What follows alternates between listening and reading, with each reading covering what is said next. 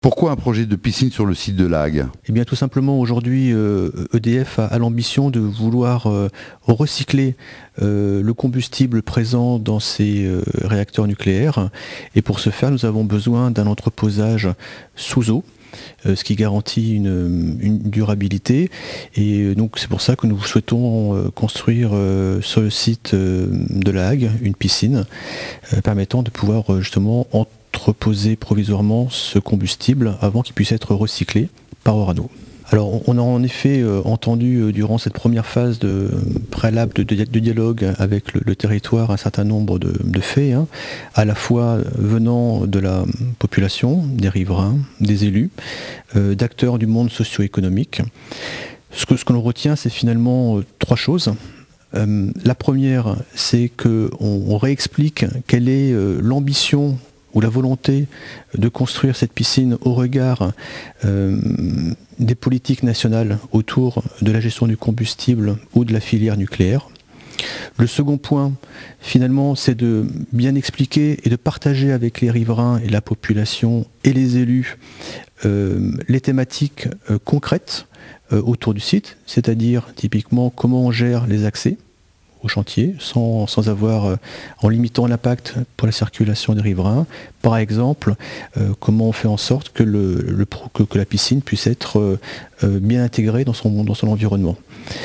Le troisième volet que l'on entend, c'est de s'assurer qu'une communication régulière et transparente soit menée localement pour pouvoir expliquer l'avancement des travaux durant donc cette phase donc de concertation continue et qui va se dérouler sur plusieurs mois. Quelles sont les craintes principales des opposants et que comptez-vous mettre en place pour y remédier? Écoutez, les craintes des opposants, c'est plutôt à eux qu'il faut en effet leur demander. Moi j'entends surtout, comme je vous l'ai indiqué précédemment, une forte demande de la part du territoire qu'on puisse réexpliquer le rôle et la place de la piscine dans un contexte plus national au regard des lois à venir.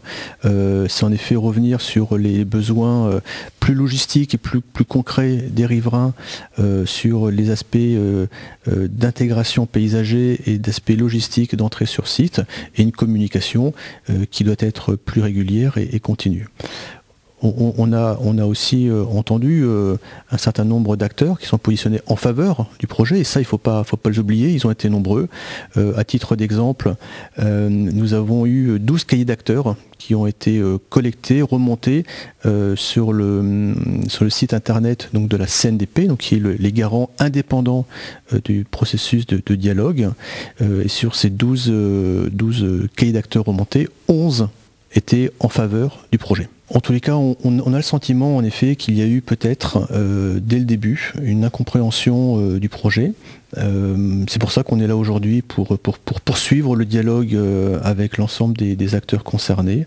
On espère qu'on pourra dialoguer, chacun défendre nos points de vue et puis arriver finalement à un consensus pour pouvoir construire cette piscine localement.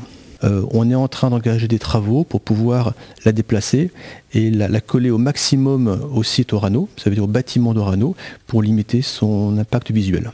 Autre exemple, on entend également le risque ou les questions posées sur la fluidité sur la route longeant le site d'Orano, donc la D901, pour pouvoir regarder de quelle manière on peut assurer ou garantir que le flux de véhicules, même s'il ne sera pas excessif évidemment, puisse être pris en compte pour ne pas créer de difficultés. Si l'État accorde la construction de la piscine en 2027, à partir de quelle année pourra commencer la mise en exploitation ? Les travaux débuteront dès que l'État aura donné son accord, ou pas d'ailleurs. En l'occurrence, les travaux débuteront en 2027 pour être achevés en 2034.